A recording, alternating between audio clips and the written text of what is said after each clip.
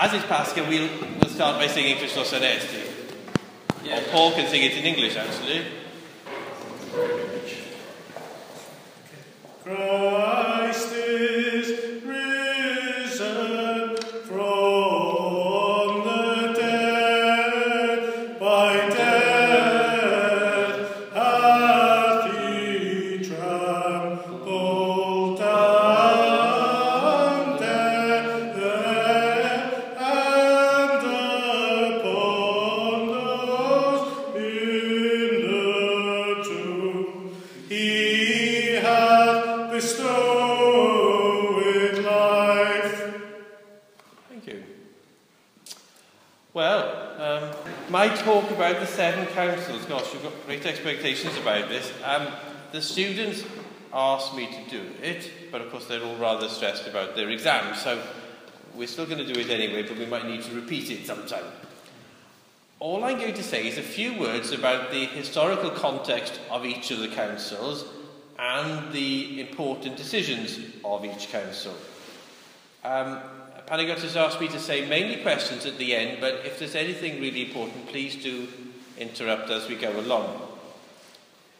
Just to put the councils into context, I need to say a few words about the period of the council. So if you start with Jesus' ministry on earth in the middle of the 1st century until the year 313, Christianity existed largely in the Roman Empire, and the Roman Empire was on the whole hostile towards Christianity.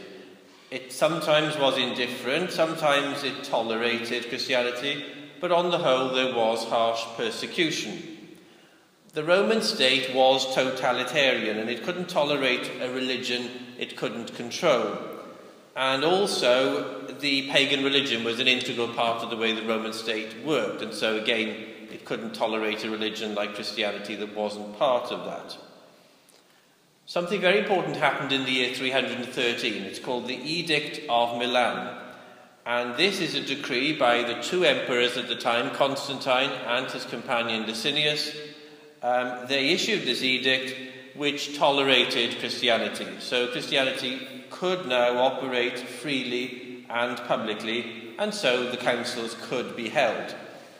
Of course, over the next 200 years, Christianity replaced paganism and became the religion of the Roman Empire. So that's just the context in which the councils happened. The first council was only a few years after this edict. It was in 326, and it was held in Nicaea, or Nicaea in Greek, which was the capital of the Roman province of Bithynia, which is the sort of northwest corner of modern-day Turkey. The council was held under the Emperor Constantine the Great. The bishop who presided over the council was from Spain. His name was Hosius of Cordova. There were some more famous people present, and in my attempt to make this interactive, my question for you is, can you name any of those more famous people who were present? Except David Wynne. Actually, you'll be surprised, some saints you know quite well were present at the council. John Chrysostom? No, it's a little too early. St. Nicholas, and St. Spiridon, and also St. Athanasius the Great. And the reason why people tend to remember St. Nicholas is because of his encounter with a man called Arius. The main job of the first council was to condemn this man Arius, who was a priest from Alexandria. Arius said that Jesus was inferior to God the Father. He admitted that Jesus was a superior being, so he was something above us as human beings, but lower than God the Father. The council fathers said, and you will recognize these words, Jesus is begotten of the Father before all worlds, light of light, very God of very God, begotten, not made, being of one substance with the Father. This was a defining point in Christianity. The Fathers said that only if Christ is truly God can he unite us to God. And that phrase of one substance with the Father, homoousios, is a very important word. It's one of the most important words in Christian theology. And of course, from the council, we get the Nicene Creed. I've just read a couple of lines from the Creed. So really, that's the one essential sort of dogmatic thing from the First Council. So, who was invited at the council? There were bishops from all over the known world. I'm not sure if there was anyone from Armenia in 326. I think Armenia had become a Christian country, and Armenia wasn't that far away. I can't remember if there was an Armenian bishop there. There were bishops from Western Europe, and obviously the president of the council was from Spain. But all of the councils were held in what is now Turkey, and so they were all dominated by bishops from the East. The tradition says there were 328 fathers, I think. I don't know if there is an actual list. We know certain people because of things they did, but I don't know if there's a complete list of who was there. So mainly bishops, but obviously they'd have an entourage. Actually, Constantine paid for the bishops to have an entourage. I did read that each bishop, I think he was allowed one priest and 2 deacons or something like that, and he put them up in well, not a hotel, but he paid for their sort of board and lodging during the council. All of the councils, well, not all of them, most of them also did some administrative work relating to the church. And I've picked out 2 things from the First Council. The most important one is the Paschalion, how to calculate the date of Easter. And up until this point, there were various ways of calculating the date of Easter. At the Council of Nicaea, it was decided that the date should be calculated according to a method used by the Church of Alexandria. And from this point on, Easter was no longer related to the date of the Jewish Passover. So we never celebrate Easter on the same date as the Jews have their Passover. Our calendars do still give the date of the Jewish Passover, and then they give Orthodox Easter afterwards. And the other canon I wanted to mention is Canon 20, which says prayers should be said standing only during Eastertide and on all Sundays, and that's still part of our church life today. No kneeling during Eastertide and on Sundays. Most Orthodox are quite good at this, apart from the Romanians, and I've even been at a Romanian service on a Sunday where the bishop has told them, you must not kneel down, it's a Sunday, and then they all kneel down. It's not a sort of common tradition, it actually comes from the First Council of Nicaea. Kneeling is not allowed on a day we celebrate the resurrection. Do you think that this comes from the ancient Greek tradition that the Greeks never bowed to anyone? I don't know. Any? I'm saying that the ancient Greek tradition is that we never bow to anyone.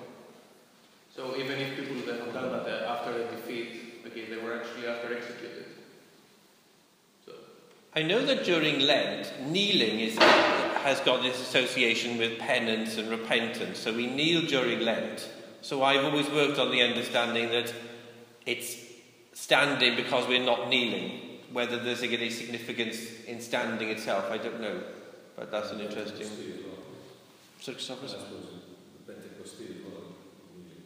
Yes, well, the first time we kneel from Easter, the first time is on Pentecost Sunday, those kneeling prayers. That's the first time kneeling is allowed.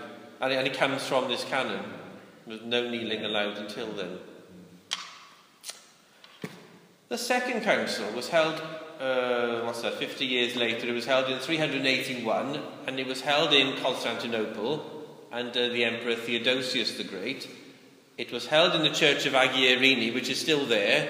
It's used for concerts and other things. It wasn't turned into a mosque, though. It's I think the only surviving church from medieval Constantinople which wasn't turned into a mosque, apart from though there is one actually that survives as a church, Our Lady of the Mongols. The council was presided over by the Bishop of Antioch, Eleutherios, and this council really continued the work of the First Council. It expanded the creed, particularly the sentences about the Holy Spirit. So this sentence, the Holy Spirit proceeds from the Father, who with the Father and the Son together is worshipped and glorified. This was added to the creed, and so the real name of the creed we use now is the Nicene Constantinopolitan Creed. It's the creed as written at Nicaea, which was augmented at the First Council of Constantinople. There were two offshoots of Arianism that I don't want to go into more for reasons of time, but if anyone would like to, we can talk about them. There were two people, Macedonius and Apollinarius, and they had again two other ideas of their own which were not orthodox, and the council condemned them. And like the other councils, church administration, the important thing from this council was what was the status of Constantinople. Constantinople was founded as a see with the bishop some years before this, but of course it was now the imperial capital. But it wasn't one of the high-ranking sees in the Christian world, and it was quite difficult to ignore this now. The council was there, the emperor was there, and so this council made Constantinople the number 2 see in Christendom. So after Rome, old Rome in Italy, Constantinople, the new Rome, became the number 2 see, and this pushed Alexandria into 3rd place, which perhaps gave rise to some of the conflicts later on. Now, before talking about the next 3 councils, 3, 4, 5 and 6, I want to mention a common theme. It's quite important to understand this because these 4 councils sort of work together. All 4 councils were trying to explain in an orthodox manner who is Jesus Christ, both God and man. There were 2 schools of thought at the time, the school of Antioch and the school of Alexandria. And the problem was that if you took the teaching of either school to an extreme, it resulted in heresy. And so these councils fought very hard to crystallize the orthodox teaching about Jesus Christ, the God-man, or Theanthropos. The first of these was held in Ephesus in 431. This was the 3rd council. Ephesus was the capital of the Roman province of Asia Minor, and some of you might have seen on Greek TV that the Patriarch celebrated the liturgy there a few days ago in the ruined basilica in Ephesus. That is thought to be the church where the council was held. The emperor at the time was the grandson of Theodosius the Great, Theodosius II. And the central issue with this council was the Patriarch of Constantinople at the time, Nestorius. He would not call Mary Theotokos, or Mother of God. Obviously, it's a word we use all the time now, Theotokos, Mother of God. And the reason why he said this is because Mary is the mother of Jesus' humanity, but she's not the mother of his divinity. She didn't give rise to his divinity. And this was Nestorius' quite deeply held conviction. But the council father said that Mary did not give birth to a man somehow connected to God, as if there were 2 people living inside one body. Mary gave birth to the God-man, the Theanthropos. She gave birth to the Word of God. And the central defender of Orthodox teaching at this council was St. Cyril, who was Bishop of Alexandria. He said the Word was made flesh. Mary is God's mother because she gave birth to the incarnate Word of God. And here you can see the first serious battle between these 2 schools of theology. Antioch stressing that Christ has 2 natures, a human nature and a divine nature, but Nestorius went too far. He separated them to the extent that they were almost 2 separate people. And then the school of Alexandria, which stressed the unity of Christ's person. Just to mention something about church administration, there was one very important decision from that council, and it related to the Church of Cyprus. Does anyone know what that was? It's the defining moment in the Church of Cyprus. Church of Cyprus was made autocephalous at that council. Before then it was dependent on, I presume, the Patriarchate of Antioch, but it's the Council of Ephesus made the Church of Cyprus an independent church, which it is to this day. Why? really because of its apostolic origin. Don't forget the apostles Barnabas and Paul had been in Cyprus. It was a very well established church. The only strange thing is that the head of the church wasn't given the title patriarch. So to this day the head of the Church of Cyprus just has the title archbishop, but it is an autocephalous church. It doesn't depend on another church. There was a period, I think, after the was it during the war in the 40s or 50s, there was a period where I think, were there any bishops left in Cyprus, and Greece and Constantinople had to intervene. And also the Church of Albania had the same problem, even though it was independent, because there weren't any bishops left after communist rule. It had to be restored, so the other churches had to intervene, not to give it independence, but just to restore something which it previously had. And what was the role of the Church of Rome in these councils? Rome was... No Pope of Rome physically took part in any council. They were always represented, and on the whole accepted all the decrees. There were one or two exceptions. Certainly, where we've got so far, Rome and Constantinople were still singing from the same song sheet. They were still totally united at this point. So you see that there was a Pope in Rome before the separation of the Church? Yes, who was part of the Orthodox Church. At this point, the Christian world was united. Following the Council of Ephesus, there were some people who refused to accept the title Theotokos, and then they became what is now the Church of the East, a separate church. So that was the first permanent fracture in Christianity.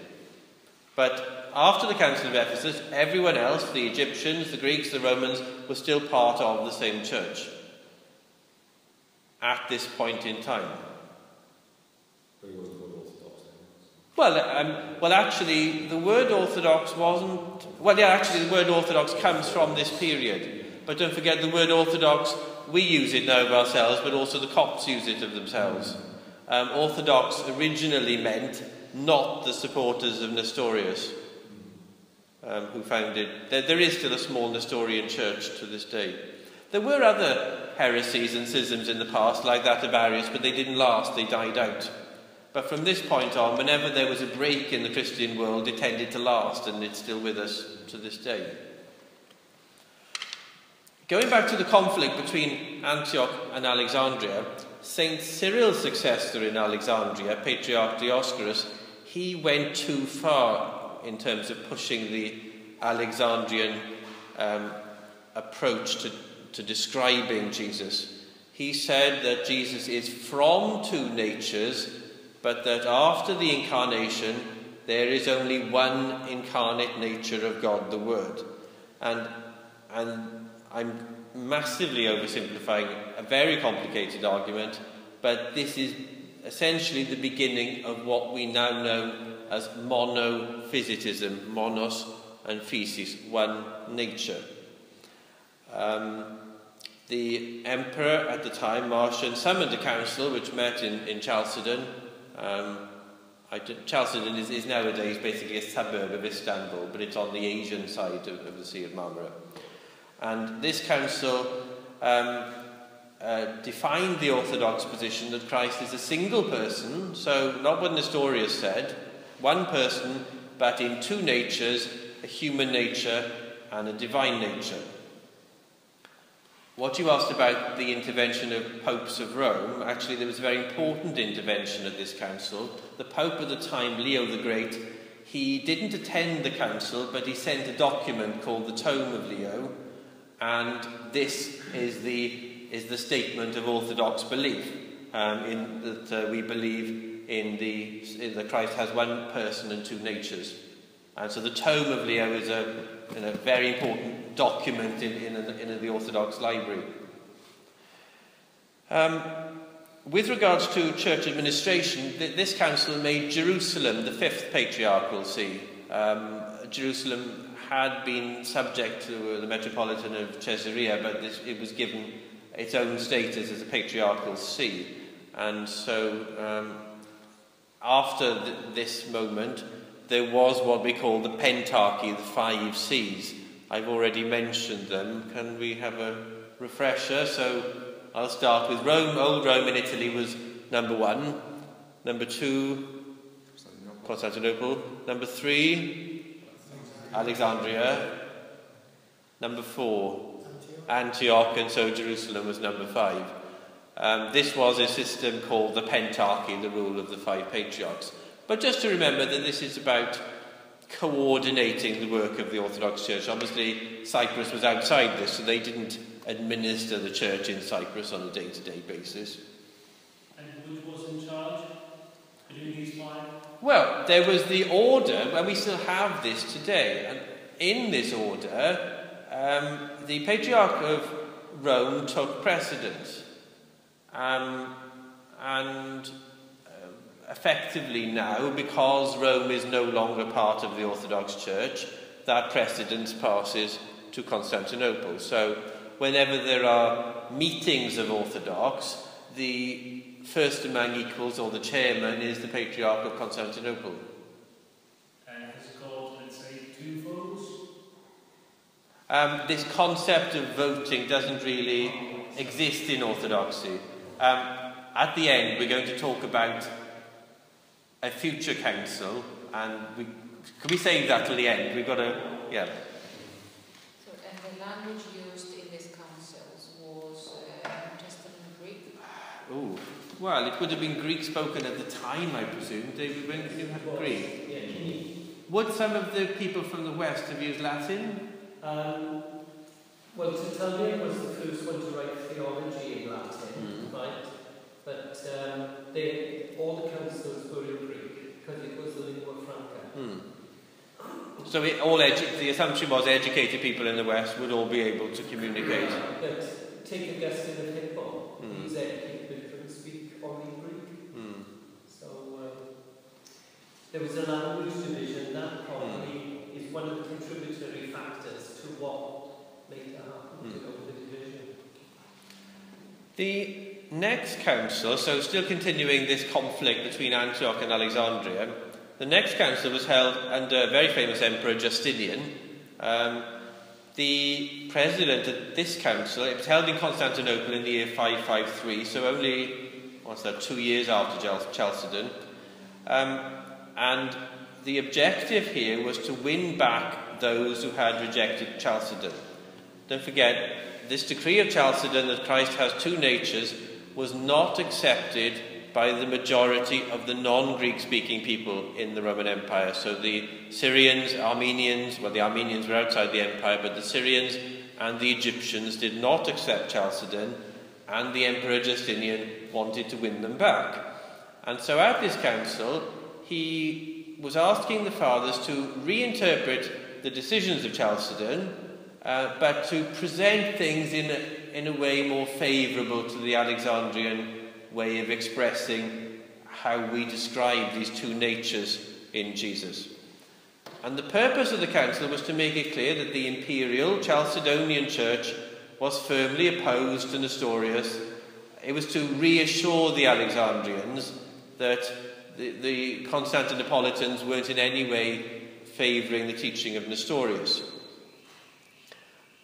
Justinian hoped that this would result in a reunion between the Chalcedonian and the non-Chalcedonian Christians in the empire.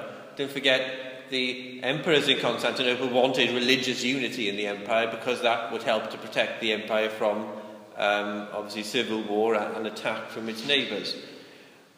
There were various attempts at reconciliation between the Chalcedonians and the non-Chalcedonians by a number of emperors over a number of years, and sadly none of them succeeded.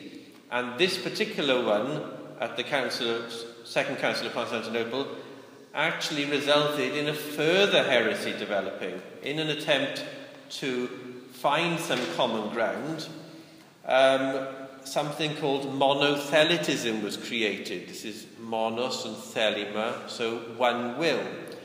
The supporters of this idea argued that Christ is one person with 2 natures, but he only has one will.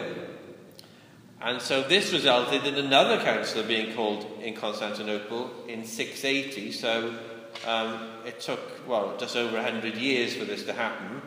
It was led by papal legates. Representatives of the Pope chaired the council. The emperor was St. Constantine the New, or the Emperor Constantine IV. And when discussing this subject of monothelitism, again they said this impaired Christ's humanity, because a human nature without a human will would be incomplete. So David pointed out in today's Gospel reading, Jesus had to rest at the well because he was tired. Clearly this is the operation of his human nature and his human will, but it remains at all times united to his divine nature and his divine will. And the third council of Constantinople affirmed that Christ was true man and true God. He must have two wills, a human will and a divine will.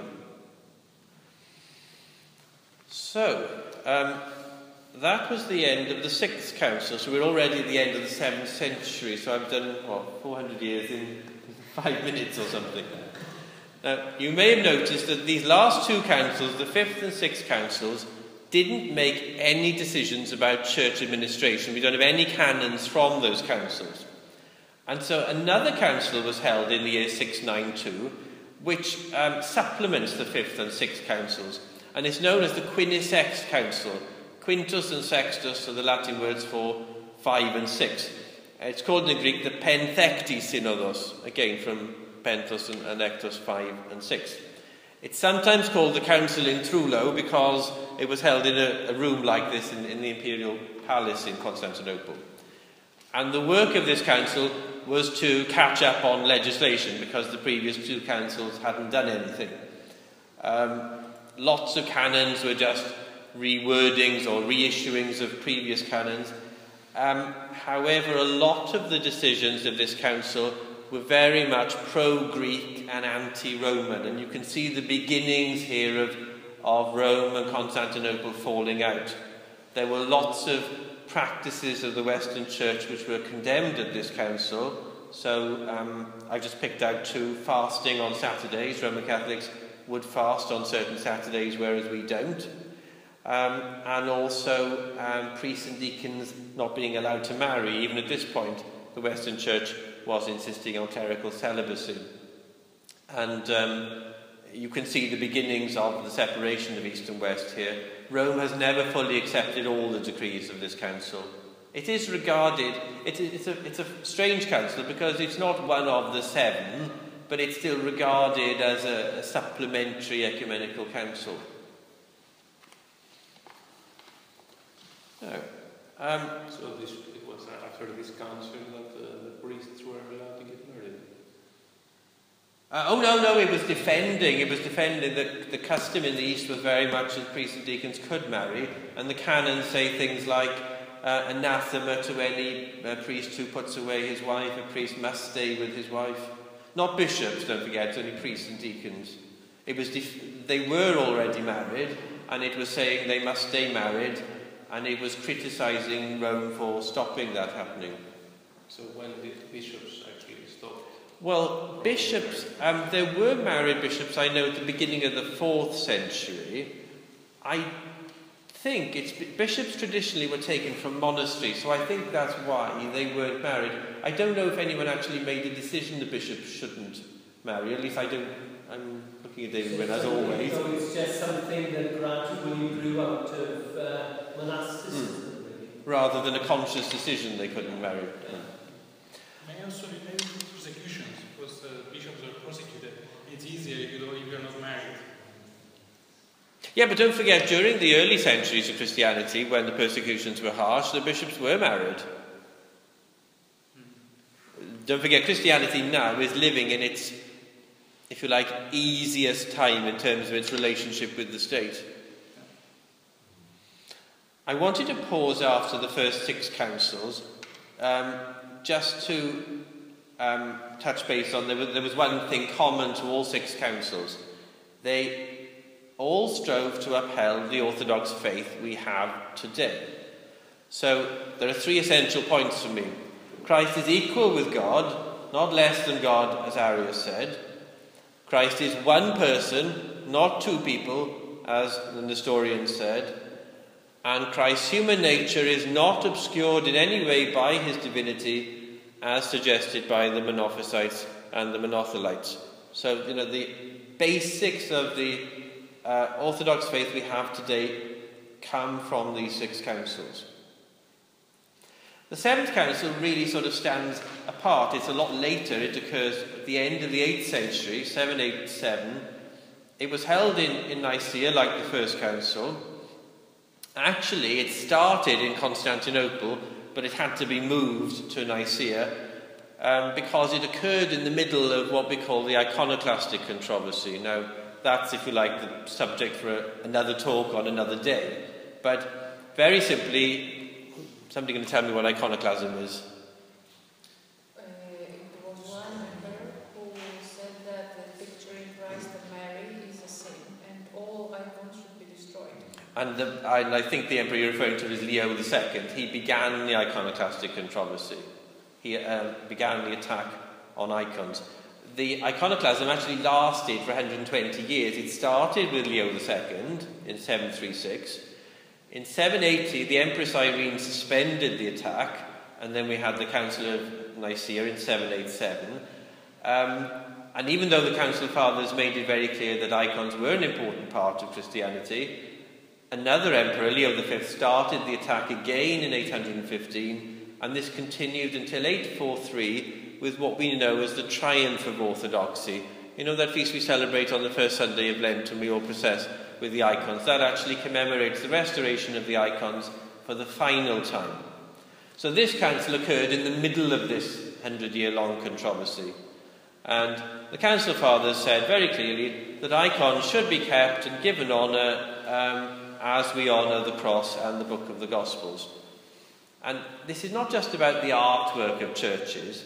At the heart of this was how the church understands Christ's human nature, so it is related to the previous councils, and our attitude to the material world. So we don't regard the material world as inherently sinful.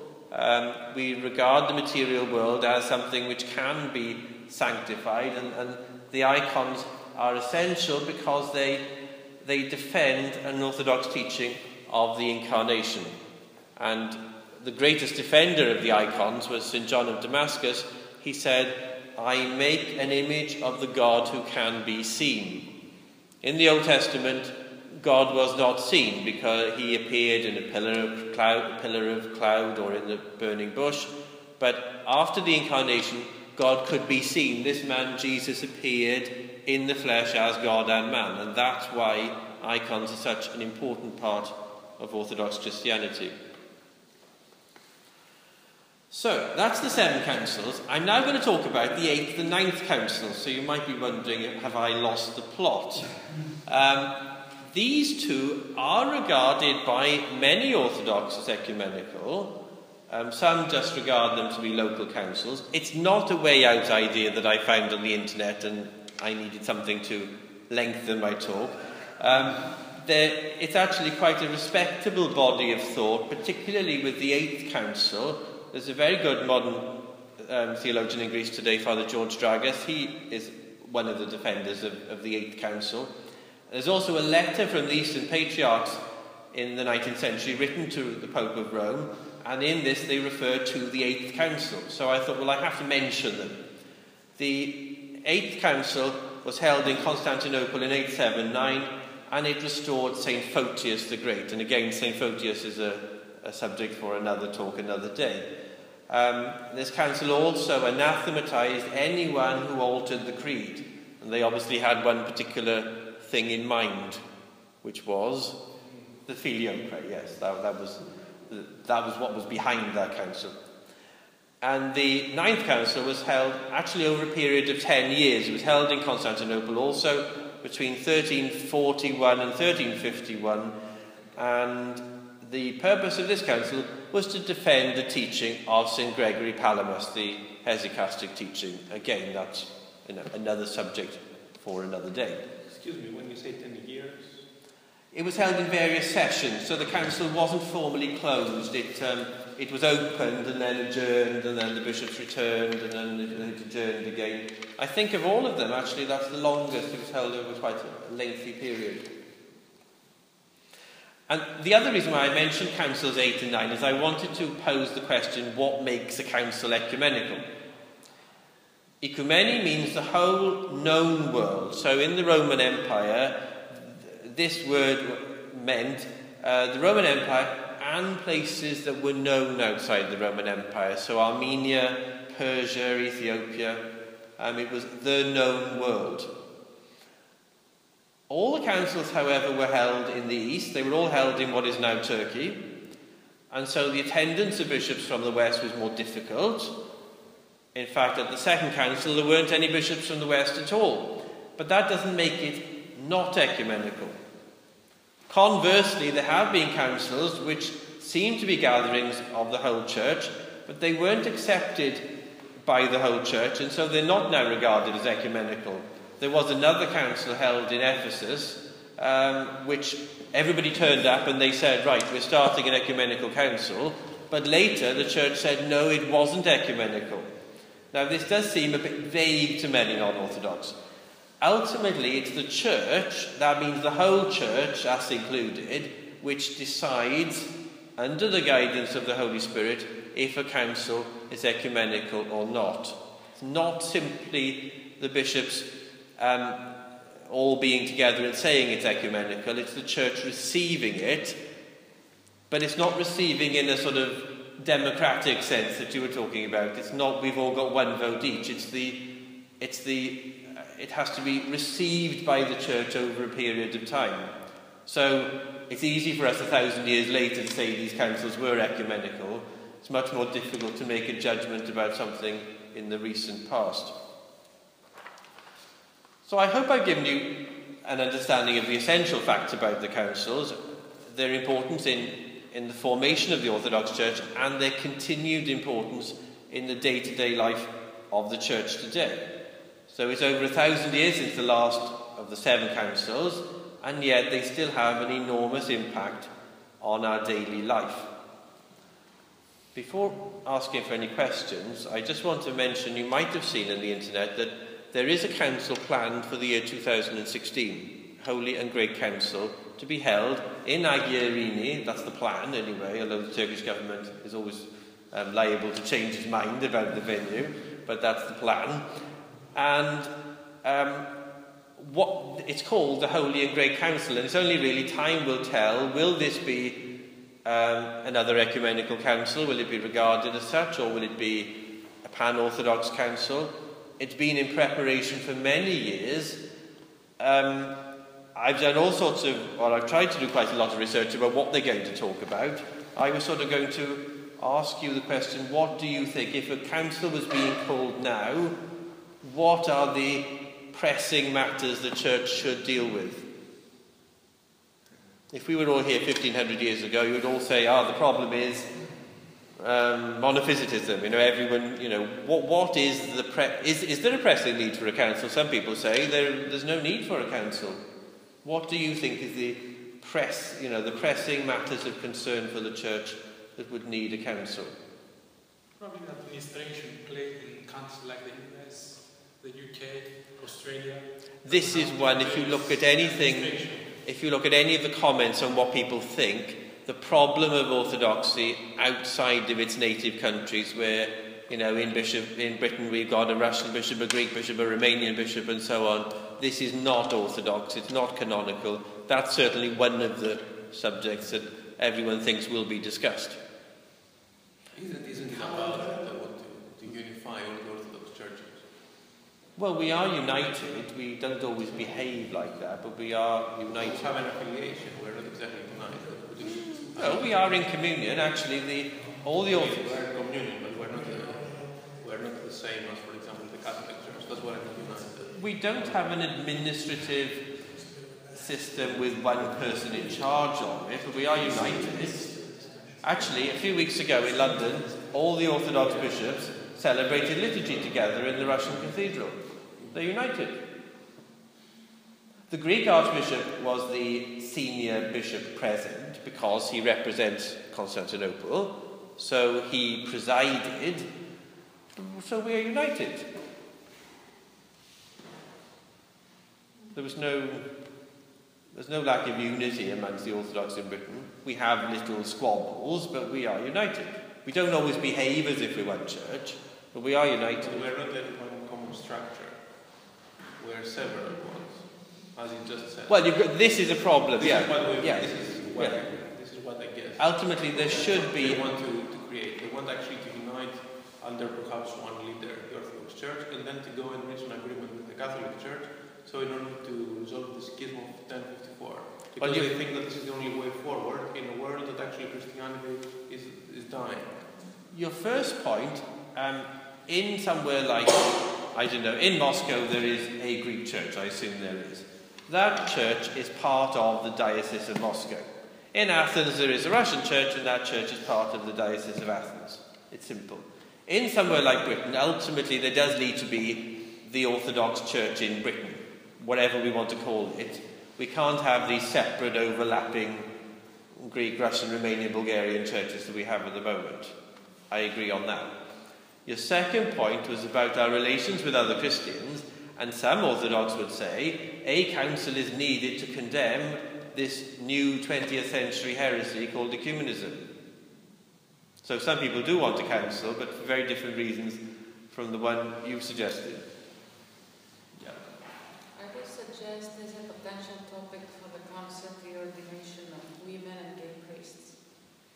I don't think so. From what I've read about, there have been discussions for years. There have been these pan-Orthodox conferences for years, and from what I've read, I think the subject of pastoral care of homosexuals might be. But this is just, I'm reading on the internet what other people think might be the list of topics. So it's not like, I haven't phoned up Constantinople and got a definitive list. My take on it is something like pastoral care of the divorced and homosexuals, or people whose daily lives not 100% how we'd like them to be, may well be a topic. I haven't seen anything which suggests that. What about the calendar as an issue to talk about? Oh, well, yes, whether we'd ever resolve it, yes, but if you were listing controversial subjects for a council, the calendar would obviously be one. When you asked the question earlier, what things should be talked about? Yes, the calendar is obviously one. And how the church deals with things that weren't really known about 1,000 years ago, so sort of bioethics and undoubtedly environmental issues. There are all sorts of things that would be on a list. They might even want to discuss the reform of the rudder. Oh, the rudder. I'll come back to it in a second, Nicholas. The rudder is the collection of canon law. The pedalion is a rudder as in a ship. And it's a collection of canons, so I looked at the rudder when writing this talk, and it's got the canons of the First Council, the Second Council, and so on, and they haven't been codified. Actually, it's quite a modern thing. The Roman Catholic Church only codified canon law at the beginning of the 20th century into one sort of joined-up series of church rules. The rudder it's not a very flexible document, but it's a bit unwieldy because it's not in subject order, it's in historical order. It contains all sorts of things which we still adhere to strictly, like not kneeling on a Sunday, that's in there. And there's things like, I remember I said to you a few weeks ago, there is a canon which said men should have beards. Well, if you don't have a beard, your spiritual father is not going to give you a good thrashing over it. There are some canons that we don't, adhere to that strictly. So you're probably right, the rudder does need some fine-tuning. Nick? For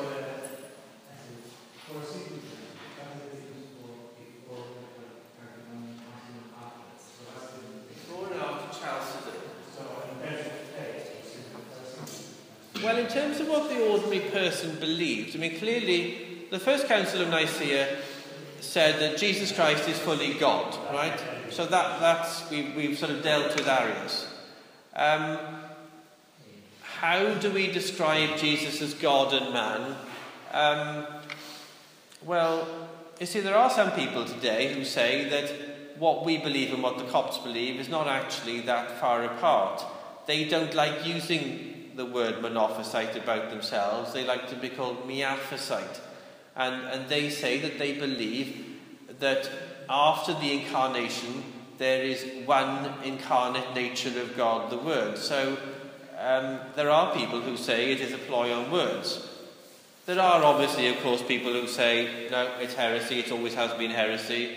So the monophysites don't believe in the full incarnation of Christ? Well, they do. They believe that the divine nature was united to the human nature, but whereas we stress that they... No, they don't believe in the full incarnation of Christ. Well, they don't believe that Christ is a perfect God and perfect human. Well, the way they express it suggests that they suggest that the divine nature has become, that the human nature has been swallowed up into the divine nature. Yes. So one of the criticisms of monophysites is that they describe Christ's humanity as like actually, this is a quote from one of the fathers, like a drop of vinegar dropped in the sea. The question is, when he was on the cross, did he suffer? Yes. According to the monophysites. Because he mixed up his divinity and his human nature. So the question is, did he suffer when he was on the cross? What is the answer of that? Well, yes, in his human nature, yes. But they mix it up. How do you know? It's mixed up. I mean, certainly for us... This is quite the same when they say that it's all blended in. If you did, there's a problem there. Well, you see, the Copts try to avoid Nestorianism. They don't want to suggest Christ is almost two people sharing a body, as Nestorius did.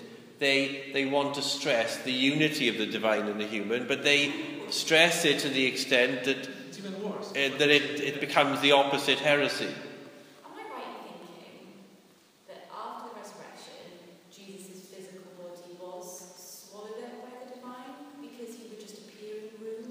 No, he remains human and divine. Totally human. Totally. So his human body...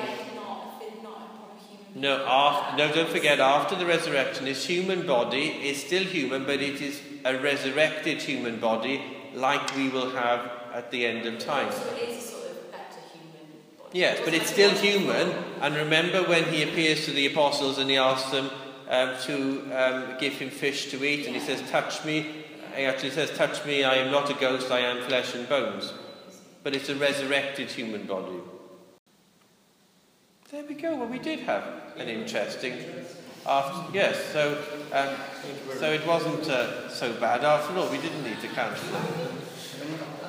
Should we sing Christos Anesti before we go?